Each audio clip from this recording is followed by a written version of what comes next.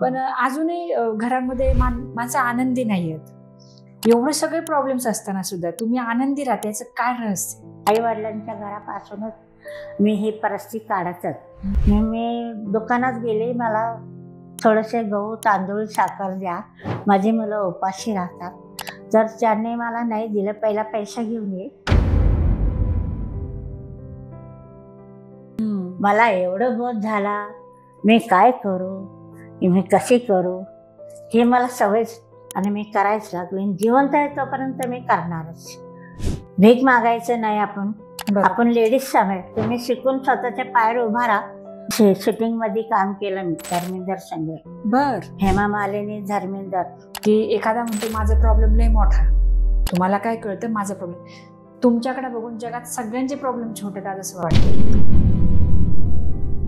खाली व्हिडिओ घेतात, बोलायला लावतात, पण पाठवत नाही. काय त्यांच्या रील मध्ये जातं सगळं. त्यांचा फायदा आहे. मला लोक काय म्हणतात की एवढा पैसा एवढं येऊन मी रोडवर म्हातारी कशासाठी पाहिजे. म्हणजे हा माझा कष्टाचा रक्ताचा पैसा ते लोक खायला माझे व्हिडिओ घेऊन.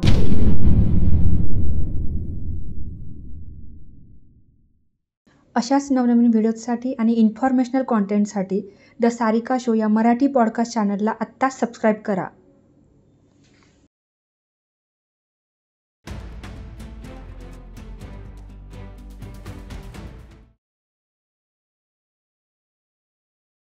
नमस्कार. द सारिका शो या मराठी पॉडकास्ट चॅनलमध्ये तुमचं पुन्हा एकदा खूप खूप स्वागत. नेहमीप्रमाणेच मी एक आगळं आणि वेगळं व्यक्तिमत्व घेऊन येत असते, पण आज माझ्यासोबत अशी एक व्यक्ती आहे की ज्यांना तुम्ही कुठे ना कुठे नक्कीच पाहिलं असेल. म्हणजे लोकमत असू द्या, अक्षय कुमार शो असू द्या किंवा कुठलीही गोष्ट असू द्या, त्यांना तुम्ही जरूर ओळखत असाल. त्यांचं नाव आहे शांताबाई बाळू पवार. आणि हे नाव कदाचित तुम्हाला खूप आधीपासून माहीत असेल. ज्यावेळेस आपण आपल्या पॉडकास्टला सुरुवात करणार आहे त्यावेळेस तुम्ही त्यांना नक्कीच ओळखणार आहे. पण ह्या सगळ्या गोष्टींमागे एक खूप चांगलं मोटिवेशन दडलेलं आहे, आणि ते हे आहे की आजच्या संस्कृतीमध्ये किती नाही म्हटलं तरी पालकांना त्यांच्या एका आणि दुसऱ्या म्हणजे मॅक्झिमम 2 मुलांना सांभाळणे आजच्या जगात फार मुश्किल आहे. पण आपल्याकडे अशा एक आजीबाई आज आलेल्या आहेत की ज्या त्यांच्या 1 नाही 2 नाही पण ऑलमोस्ट 10 ते 15 लहान मुलांना सांभाळत आहेत, आणि ते पण लाठीकाठी या खेळावरती. म्हणजे खूप कौतुकास्पद आणि खूप विचार करण्यासारखी गोष्ट आहे. सगळ्यात मोठी गोष्ट तर ही आहे, आज त्यांचं वय 85 आहे. म्हणजे एवढं वय असताना सुद्धा एवढी मेहनत घेऊन, त्याला आपण स्पेसिफिकली अंग मेहनत म्हणतो, हे घेऊन जर ते त्यांची उपजीविका सांभाळतात, सोबतच त्यांना त्यांच्या शिक्षणासाठी पण खर्च करतात, त्यांना त्यांच्या पायावर उभं करून त्यांचं लग्नही करून देतात. तर अशाच एका आजींना आज आपण भेटणार आहेत. तर चला तर मग खूप वेळ वाया न घालवता आजच्या पॉडकास्टला सुरुवात करूयात. आजींशी आपण खूप जास्त आणि खूप महत्त्वाचे प्रश्नही करणार आहोत. तर हा पॉडकास्ट शेवटपर्यंत नक्की बघा आणि तुमच्या मित्रमैत्रिणींना आणि स्पेसिफिकली ज्यांना खरंच आजींना मदत करायची अशा प्रत्येक व्यक्तीपर्यंत पोहोचवा. आजी, आज तुमचं आमच्या पॉडकास्टवरती खूप खूप स्वागत. नमस्कार. नमस्कार. हा, तर आजी आज आमच्या पॉडकास्टवरती आलात, आम्हाला खूप छान वाटलं. कारण खूप वर्षांपासून मी तुम्हाला युट्यूब वरती किंवा बऱ्याच ठिकाणी पाहिलंय, पण आज तुम्हाला माझ्या सोबत बघून मलाच खूप छान वाटतंय. कारण आपण म्हणतो ना की माझा प्रॉब्लेम खूप मोठा आहे, पण ज्यावेळेस आपण अशा एखाद्या व्यक्तीला भेटतो ज्याचा प्रॉब्लेम आपल्यापेक्षा 1000 पटीने मोठा असतो, त्यावेळेस आपल्याला खरं मोटिवेशन मिळतं. तर मला सांगा, ह्या सगळ्या प्रवासाची सुरुवात कशी झाली? ही प्रवासाची सुरुवात वयाने 9 वर्षाची असताना आई वडिलांनी मला ही मर्दानी खेळ शिकवलं. अच्छा. पण मी हा खेळ सोडला नाहीये, कारण मालकांच्या घरापासूनच मी परिस्थिती काढतच यायला लागले. 40 वर्षाच्या वयामध्ये मालक माझे वारले. म्हणजे 40 वर्षाच्या वयापासून कुटुंब माझ्या पंखाखालीच घेऊन मी राहिलेले असे. कारण असं होता मला 3 मुलं 2 मुली होत्या. त्या मुलामधून 2 मुले माझे निधन झाले, 1 मुलगी निधन झाली आणि ही 1 मुलगी माझी. तर मुलगांचं निधन झालं तर त्या एका मुलाला 5 मुली आहे, एका मुलाला 4 मुली आहे, अशा 9 पोरी. आणि बाळ जन्मता ते सोनवार. बापरे. तो बाळ एवढंच होतं, तो आता 12वीला आहे. बापरे. बॅट बॉल 40,000 भरायचे आले तरी मी ते भरले. त्या बाळाला आम्ही नोबेलमध्ये AC मध्ये ठेवून आमचे झोपडे विकू, पण त्या बाळाला आपण जगवायचं. हे विचार करून आता तो मुलगा 12वी मध्ये आहे आणि आम्ही त्याला ज्ञानबुद्धी शिकवतो. एक नातू आंधळं जन्मलं तर आपले ममदवाडीच्या तिथे त्याचे दोन्ही डोळ्याचे ऑपरेशन झाले आणि तो बाळ पण आता 10वी-11वीला आहे. अशी परिस्थिती मुलं. माझ्या जीवाला मी अजिबात, मला दुःख आहे की भूक आहे की उपाशी आहे की ऊन आहे हे पाऊस आहे मला काही माहित नाही. जसा मुलगा वारला तर मुले सुनाला सांगितलं, मुलगा वारला तर आपण दोघी सासू सुना, आपण हा परिवार मुलींच्या सांभाळून यांना शिकवू शाळा. ते सुनाने माझं नाही ऐकलं. ते मुसलमानाचा हात धरून गेली निघून. मुलींना माहेरी सोडवलं, पिंपळे गोरवला आणि ती मुसलमानाच्या मागे गेली. मग पडल्या 4 मुली. मम्मी मम्मी म्हणून मुली रडायला लागल्या. त्या मुलींना आम्ही घरी आणलं तर 1 महिना मुलगी रडली, माझी मम्मी माझी मम्मी माझी मम्मी. आम्ही सगळे घरातले रडलो त्या मुलीचं कौतुक. तसे तिला समजवलं आमच्या एका व्यक्तीने त्याला, त्या मुलीने माझ्या मुलीने समजवलं. सगळे चांगले आता. त्याच्यातल्या मी विचार केला की या मुलींना आता भीक मागायचं हे बरं वाटत नाही. किती बी म्हणलं तर आपण लेडीज लोक आहोत. श्रीमंताच्या बी मुली आहेत आणि गरिबाच्या पण मुली आहेत. मी डोंबाऱ्याचा खेळ करणारी आजी आहे. तर मी विचार केला की स्वतःहून कष्ट करून लॉकडाऊन पडला, त्याच्यात कुणी बाहेर निघायचा व्यक्ती नव्हतं तेव्हा, माणसाची मर्तुकी चालल्या तेव्हा माझा व्हिडिओ ईश्वरा काळेने घेतला साळुंकी विहार. त्या मुलींना बी फार, मी सकाळी उठून जायची. मुलं म्हणतात आई भूक भूक, घरामध्ये गहू नाही, तांदूळ नाही, तेल नाही, साखर नाही, काय नाही. ते काही बरं ढरं नाही, त्यांना खायला तर पाहिजेच. मी दुकानात गेले, मला थोडेसे गहू तांदूळ साखर द्या, माझी मुलं उपाशी राहतात. तर त्यांनी मला नाही दिलं. पहिला पैसा घेऊन ये, नंतर तुला बाजार देतो. मग उसणं काढायला गेले तर उसणं बी नाही दिलं. मग स्वतः म्हणलं की आज मुलं जे चारफाडायला लागले जेवणाचे आणि लॉकडाऊन पडले, म्हाताऱ्यांनी बाहेर निघायचं नाही, तर मी मेली तरी चालतं, या रोडवरच मारेल. पण काठ्या घेतल्या आणि या फातिमानगर साळुंके विहाराला सकाळी 6लाच पळून जाते. 12 वाजेपर्यंत बंद असतं, सकाळी चालू असतं. नंतर मग काठ उठून जाते. मग तिथे लोकांना सांगते, पहिले थाळी वाजवते. मग लोकांनी माझ्याकडे पाहिलं की मी काठ्या खेळते. ज्याला माया येते तर तो कुणी 100, 5, 50 रुपये, 10-20 रुपये देतात. म्हणून मला खूप आनंद वाटलो. मी म्हणले माझ्या मुलांना कुणी टमाटे, कांदा, लसूण, मिरच्या, भाज्या द्या. माझी मुलं खूप परिस्थितीमध्ये आहे. अशी ना मग पोटाला असा हात लावून मी लोकाला सांगायची. खेळ करून पोटाला असे हात मार, मग ते धावत येतात. कोणी तांदूळ घेऊन देतात, कोणी साखर घेऊन देतात, कोणी केळे देतात, कोणी खाऊ देतात. ते पिशवा भरून देतात. घरी येते. मग म्हणते मुलांना खावा, तांदूळ बिंदूळ शिजवा, खावा पोटाला. आता मला चांगलं वाटलं. मग रोज सकाळी उठून जायची लॉकडाऊन. तर तशी मी मुलांना म्हणलं आता हे तर झालं, आता शिक्षणाचं पुढचं पडलं. मग शिक्षणाला नावे टाकले साधना कॉलेजमध्ये जाऊन सरांना सांगून. त्यांनी माझ्या मुलींना घेतले ऍडमिशन आहे. सगळे कोमल, रुपाली, मनीषा आणि वैष्णवी आणि ईश्वरा, 5 मुली. या मुली आपल्या साधनामध्ये शिक्षकांनी मदत केली. त्याने मी त्यांना ऍडमिट केलं, ऍडमिशन केलं. पण ते म्हणतात आजी, मी म्हणलं पैसा तर नाही आहे माझ्याकडे, तर तुम्ही थोडं सवलत करा. तर नाही आजी, ही शिक्षणाची शाळा आहे सरकारी, आम्ही याच्यात काही नाही करू शकत. तर मी म्हणलं महिन्याला मी पैसे देईन, पण माझे मुलं तुम्ही घ्या, शिकवा त्यांना. पैसे तर भरते, मी भरते, पण मी मागे पडून देणार. मुलांना घेतले शाळेत. त्या रुपाली माझी 15वीच्या पुढे गेलेली आहे. ती सगळं तिचं पूर्ण शिक्षण झालं, चांगलं शिकवलं आपण. आणि मुली मनीषा आहे, तिला पण 15वी पर्यंत तिला अजून चालू आहे तिचं. आणि बाकीच्या वैष्णवी, ईश्वरा आणि पल्लवी, अमित, यश अजून ते शिकायच लागले. रोज पाठ खेळ करून गेले की पाठा उठून पैसे 6ला द्यायचे, 7ची शाळा चालू असते. त्यांचे बस खर्चा, खाणं पिणं, खाटावर डोळे जाऊन पैसे जातात आपल्या. असे मी मुलांना शिकवलं. अजून शिक्षण चालू आहे. 5 मुलींचं लग्न केलं, अजून एका नातूचं लग्न केलं, त्याला एक मुलगा झाला. ते सगळं माझ्याचकडं. सगळी जबाबदारी तुम्ही घेतली? माझीच. दवाखान्यापासून सगळं माझंच, त्यांचा 1 रुपया नाही. तर मी म्हणलं आता मुलींना बी सांगते, तुम्ही आता शिक्षणाचं एवढे पुढे आहे आणि मी करायच लागले. जिवंत आहे तोपर्यंत मी करणारच. भीक मागायचं नाही. आपण लेडीज समय तुम्ही शिकून स्वतःच्या पायावर उभा राहा.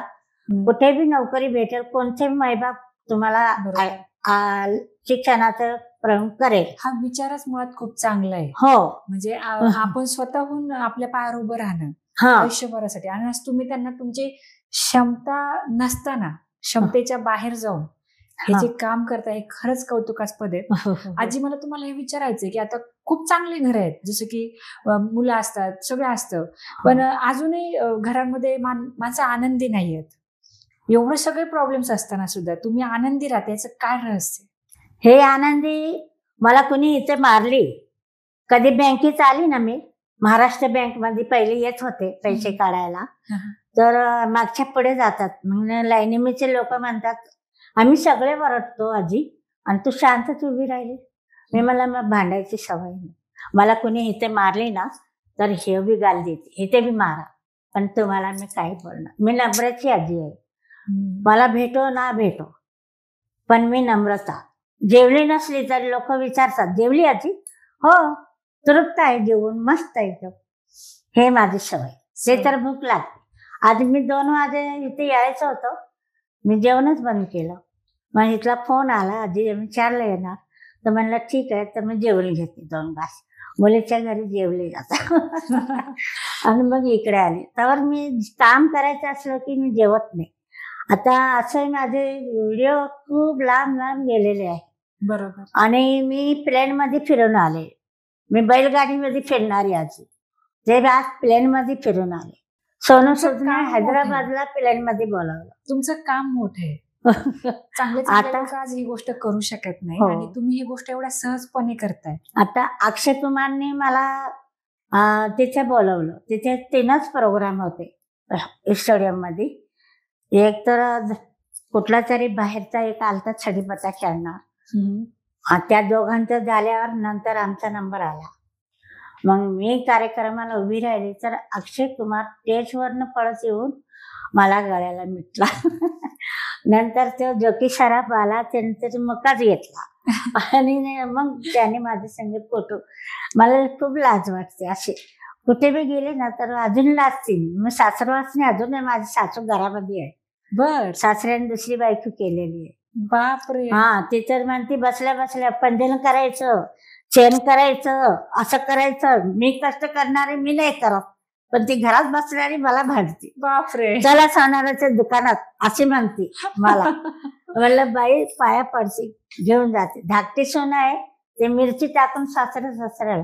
जसं लग्न झालं तसे सासू सासरेची सेवा, आई वडिलांची सेवा, कोणी एखाद्या व्यक्ती बाहेर कोणाचं काय नसेल तर त्यांची सेवा, त्यांना जेवण घालते, भाडं देते, सांभाळते. शेजारची म्हातारी मुलगा असून बघायला नाही आला तर ते गोमूत सगळं मी हाताने पसंत. सगळे लोक तोंडाला कपडे लावतात.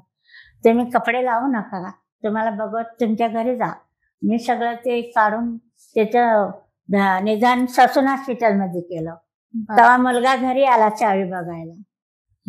म्हणलं चल चौकीमध्ये. तर म्हणतो नको नको, तू जे सांगतील ते मी करेल. पण लोक सांगतात जाऊ दे. त्याने 1.5 लाख मागितलं तर ते 1.5 लाख त्याला कर्ज काढून द्यायचे. अशी मी परिवार आवरून मला एवढं बोध झाला. मी काय करू, मी कशी करू, हे मला सवय.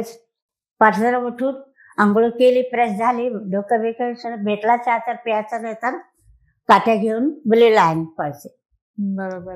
पाय तुटला तरी मी घरात बसले नव्हते. हा पायामध्ये रोळ आहे अजून ह्याच्यात. अच्छा. अजून रोळ आहे पायामध्ये. हे हात तुटलेला आहे. त्याच्यात रॉड आहे. ह्याच्यात रोड नाही, हे प्रधान मध्ये fracture उरुळी झालं. कांचन, तिथे प्रधान मध्ये ऍडमिट होते. बर. डोळ्यांचे ऑपरेशन मग मधवारी झाले दोन्ही. बाप. पण एवढी परिस्थिती, पाय मोडला तरी वॉकर घेऊन डॉक्टर मला असे धरून बसवतात. खुर्चीवर बस, आता तर झालं तुझं ऑपरेशन, तू उभी राहू नको, खाली बस, खाली बस. तुझी परिवार सांभाळत नाही का तुला? सांभाळतात, पण मी बसत नाही. अशी मी हे घर चालवते बाळा. तुम्ही बी मला पाहिजे. एवढा उत्साह कुठून येतो? म्हणजे आता प्रत्येक कामासाठी, अवघड कामासाठी एक आपल्याला प्रेरणा पाहिजे. हो. ही प्रेरणा तुम्हाला कोण देतं? म्हणजे अशी काय गोष्ट आहे की जे बघून तुम्हाला ही प्रेरणा येते की नाही सकाळी काही झालं तरी उठून जायचं? हो. हे कुठून येते? आई वडिलांच्या घरात सवय होती, तेव्हा आम्हाला कॅनलचं पाणी प्यायचं होतं. बर. मी लई जुनी आजी आहे. हवा नळ नाही, काय नाही. हे कॅनल चालला जुना शंकरमठचा, तिथून पाणी भरत यायचं. तर डबे होते तेव्हा, डबे. आता हंडा कळशा निघाल्या. तेव्हा कचऱ्याच्या डब्या, चहाच्या ग्लास, आणि आम्ही कॅनलवरनं पाणी भरायचं, कॅनलला कपडे धुवायचं. आई वडिलांच्या घरापासूनच मी ही परिस्थिती काढतच. मला शाळा शिकवायला लोकांनी फार केलं, तेव्हा दिसायला चांगले, आणि शूटिंग मध्ये काम केलं मी धर्मेंद्र संजय. बर. हेमा मालिनी, धर्मेंद्र, सीता और गीता मध्ये खेळ तारेवरचा बाटलीचा माझा आहे. बर. माझा खेळ दाखवून नंतर त्यांना दाखवतात. अच्छा. तर चिरदेव मध्ये शेरणी पिक्चर मध्ये तिचा माझा फोटो आता मी घेऊन आले अल्बम. बर. इथे घेऊन आले दाखवायला. असे मी पिक्चर मध्ये सुद्धा कामे केले बाळा. अच्छा, बरंच काय आपल्या आयुष्यासाठी खूप जास्त स्ट्रगल केलंय. हो, खूप खूप केलंय. लोक मला सांगतात एकदम हद्दाच्या बाहेर तू व्हायरल झालेली आजची. हो, असंच म्हणतात सगळे. पण ते व्हायरल शिक्षण नाही तर काय व्हायरल आहे ते मलाच माहिती आहे. म्हणजे व्हायरल मला लोक सांगतात तू खूप झाले तू. हो, असे म्हणतात लोक. बरोबर. कारण की तुम्ही एक वेगळे पण दाखवलंय. कारण सगळ्यात सोपा मार्ग तर हा आहे की बाबा कुणी नाही तर थोडस आपण रस्त्यावर काहीतरी मागून खाऊ, हे सगळे करतात. पण तुम्ही ती गोष्ट मोडीत काढली. आज किती परिस्थिती आली तरी आपण कष्टाने कमवायचं. कष्टाने. आणि यामुळं तुमच्या परिवारात जे काही मुलं आहेत तर त्यांना ती एक शिस्त किंवा त्यांना जे संस्कार आहेत ते तुमच्यामुळे. तर मला तुम्ही एखादं उदाहरण देऊ शकता का की तुमच्या परिवारात जे मुलं आहेत त्यांची शिस्त किंवा त्यांचे संस्कार याबद्दल तुम्ही काय सांगू शकता का? मी तर त्यांना सांगतेच, माझ्यासारखे बना, माझ्या संगे या, शिका, स्वतःच्या पायावर उभ्या राहा, वाईट मार्गातून दूर राहा, खोटं बोलायचं नाही, पायाकडे नजर लावा, मी राहते तसे राहा. माझ्या जवानीत मला लोक मालकांचे निधन झाले तर मला किती लोक आले की आम्ही सांभाळतो, आम्ही खाटावरनं उचलून देत नाही, तुला पंखे सारं घर, आम्ही जागेवर ताट, इथून निघ, माझा कुटुंब, माझा परिवार तोच माझा आहे, तू कोण आहे, चल निघ, असं बनवून काढते लोकांना आमच्या समाज.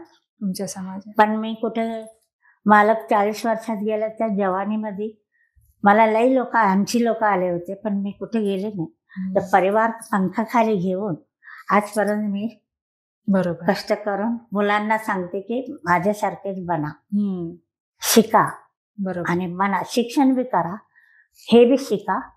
कुठे बोलवलं तर तुम्ही माझ्या जागेवर मी नाही राहिले तुम्ही जा, अशी सांगते मुलांना.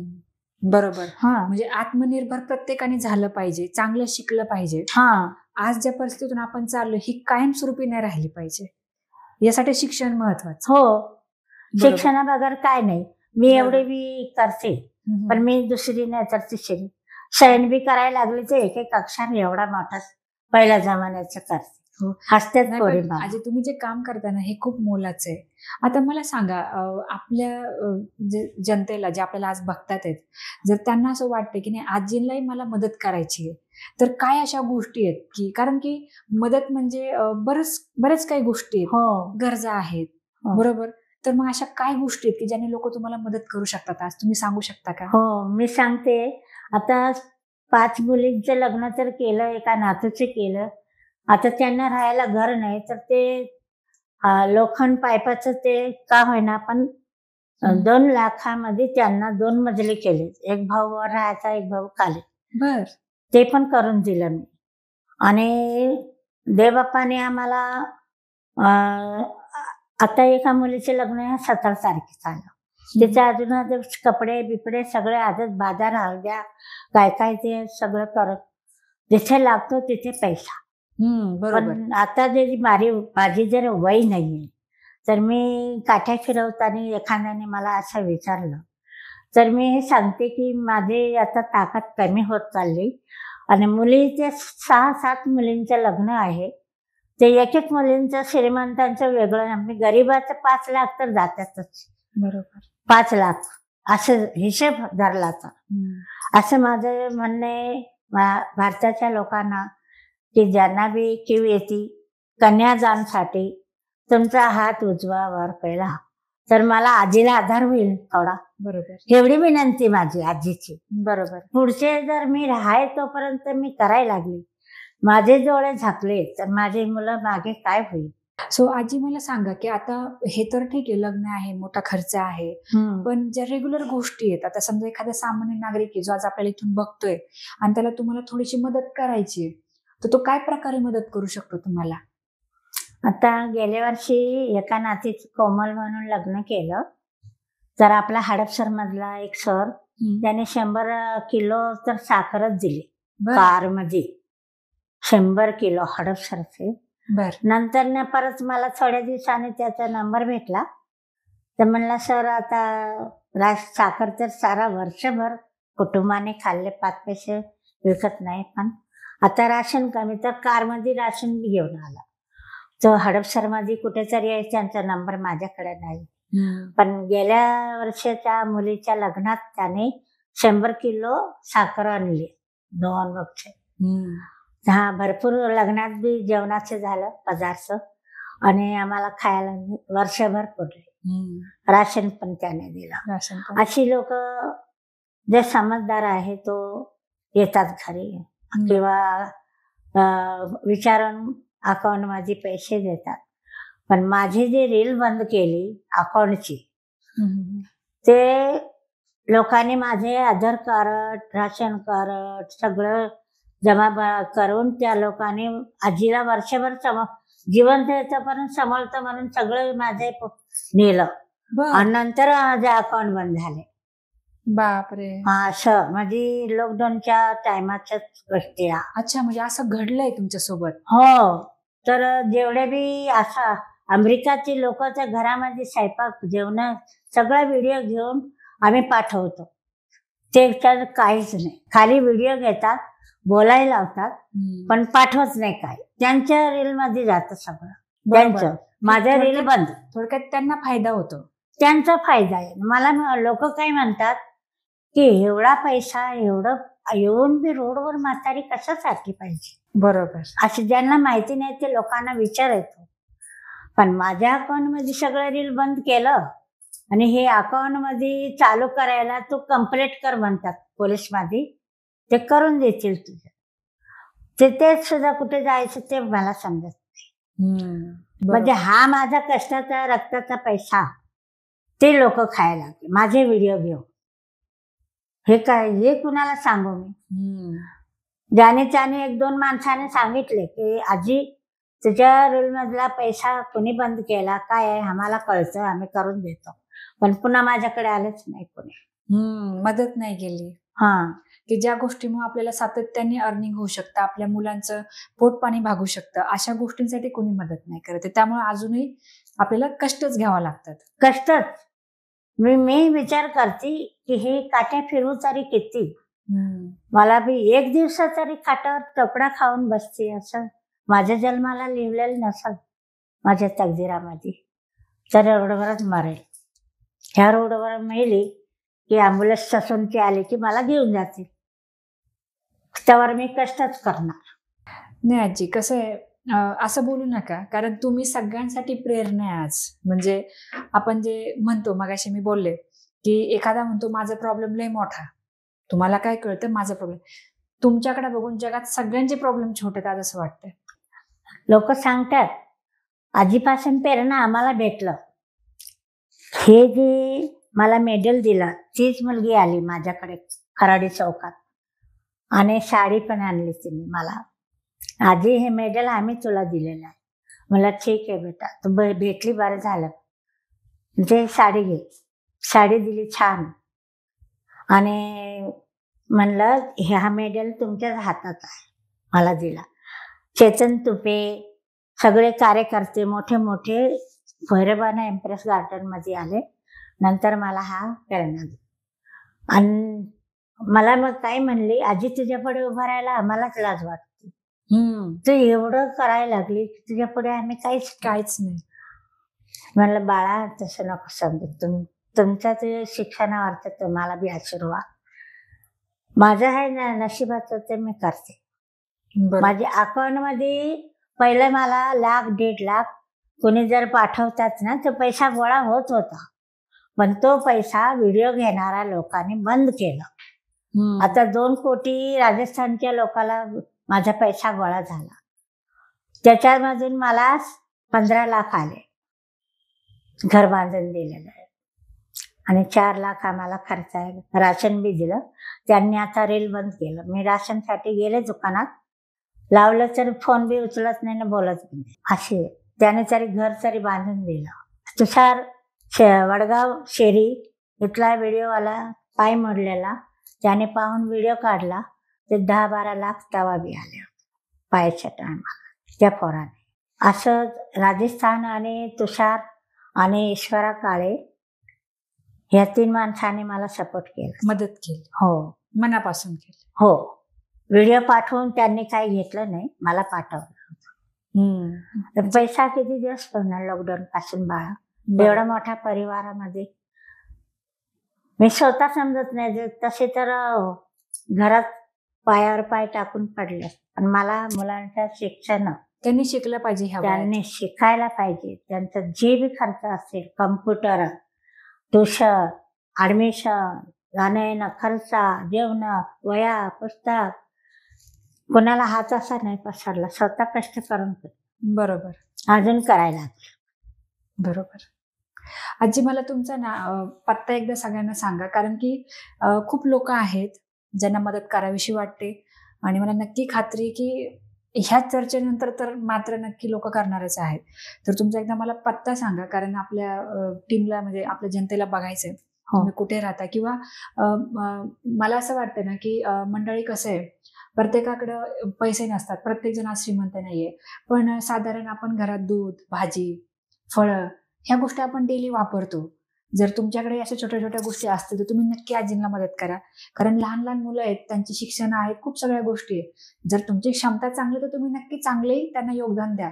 पण जर तुमच्याच्याने शक्य नाही की बाबा असं मला माझ्याकडेच पैसे नाही, मी कसं करू, तर तुमच्याकडे ज्या काही गोष्टी आहेत, वह्या पुस्तकं असतील, दप्तर असेल, शूज असतील, तुमचं छोटं मोठं दुकान असेल, तर आजींना नक्की मदत करा. त्यांचं लोकेशन हडपसरमध्ये. आजी आता तुम्ही डिटेल ॲड्रेस सांगा. माझी वैदवाडी आहे. बर. वैदवाडी पासून गोसाई वस्ती, तिथे मंडप कांबळे, तिथे माझा एक मजला बांधून दिलेला आहे राजस्थानवाल्याने, डबल. बर. तिथे राहते मी. चालेल चालेल. हो. ही जी जागा आहे ती हडपसरमध्ये येते, हडपसर वैदवाडी एरिया. आणि मी डिस्क्रिप्शन मध्ये आजींचा नंबर, त्यांच्या मुलीचा कॉन्टॅक्ट नंबर आहे, त्यांचा पत्ताही मी डिटेलमध्ये देणार आहे. सोबतच मी कॉन्टॅक्ट डिटेल्स सुद्धा देणार आहे, तुम्ही ते बघा. आणि महत्वाची गोष्ट, मी बँक डिटेल्स सुद्धा आजीचे देणार आहे. ज्यांना कोणाला मदत करायची, किंवा मी तर म्हणते मदत करण्यासाठी 10 रुपये जरी मदत केली तर आपली भारताची लोकसंख्या खूप मोठी आहे, तर हे मल्टिप्लाय जर होत असेल तर आजींना नक्कीच मदत होईल. आज त्या वयाच्या 85ला सुद्धा एवढं काम करतात आहेत. खरं तर एखादा तरणा ताटा सुद्धा कंटाळून जाईल. आज बघू शकतो की ह्या काठ्या ज्या आहेत त्या भरपूर हेवी आहेत. आणि आपल्या घरातल्या आजीबांची कंडिशन जर आपण बघितली तर आता ते एका जागेवर कदाचित असतील, पण एवढ्या वयामध्ये सुद्धा ते एवढे मेहनत घेतात आहे, बघून खूप वाईटही वाटतं आणि छानही वाटतंय. कारण की छान ह्याचं वाटतं की एवढ्या मुलांना सांभाळतात. आज आपल्याला एका मुलाला सांभाळणं जड होतं, पण असं एवढ्या मुलांची जबाबदारी घेतात, त्यांना त्यांच्या पायावरही उभं करतात आणि त्यांचं लग्नही करून देतात. त्यामुळं जेवढी जमेल, म्हणजे 10 रुपयापासून तुम्ही जरी सुरुवात केली तर सुद्धा आजीना त्याचा खूप हातभार लागणार आहे. आणि जर त्याच्याही उपर जर तुम्हाला वाटते की आम्हाला जायचंय, भेटायचं, आजींच्या मुलांसोबत टाइम स्पेंड करायचंय, त्यांच्यासोबत तुम्हाला बोलायचंय, तर त्यांचं लोकेशन हडपसरमध्ये आहे. तुम्ही नक्की भेट द्या आणि त्याच्यासोबत एक क्वालिटी टाइम स्पेंड करा. हो चालेल. आता माळवाडीमध्ये मी गेले, माळवाडीचे शिवसेना, हे माळवाडी हडपसरच्या पुढे माळवाडीचे ऑफिस आहे शिवसेना. त्या सरांना मी सांगितले की बाळांनो मी तुम्हाला भेटायला आले. तर म्हणलं काय झालं आजी प्रॉब्लेम? तुम्ही मला काही मदत नाही केली तरी चालेल, पण माझी थोडीशी मुलांचे उड्या मारायचे जम्पिंग आहे तुमच्या ग्राउंडमध्ये, मला तेवढी सवलत करा. माझ्या घरात लग्न निघाले 17 तारीख, 15 पासून चालू झालं. 17 नोव्हेंबर हा येणारे या महिन्यातलं. हा. बर. तर माझ्या घरात परिस्थिती आहे म्हणून मी तुमच्याकडे आले. तर त्या सरांनी सांगितलं की गेट खोला, आजीला जागा द्या. तिथे जम्पिंग लावली तिथे आम्ही. आणि म्हणलं आजी काय प्रॉब्लेम असेल लग्नाचा सुद्धा आम्ही तुला सहकार्य करू. शिवसेना माळवाडी त्यांनी मला सांगितलं बिचारांनी.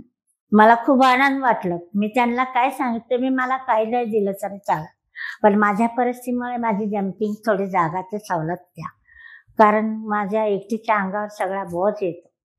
त्या बिचारा आम्हाला सवलत दिली मुलांनी आणि सांगितलं की अपेक्षा असेल तर आम्ही लग्नाला सुद्धा तुला मदत करू. तर मी म्हणलं घरचे 10,000 रुपये जरी वर्गणी काढली तरी काय थोडं होते काय गावचे पैसे.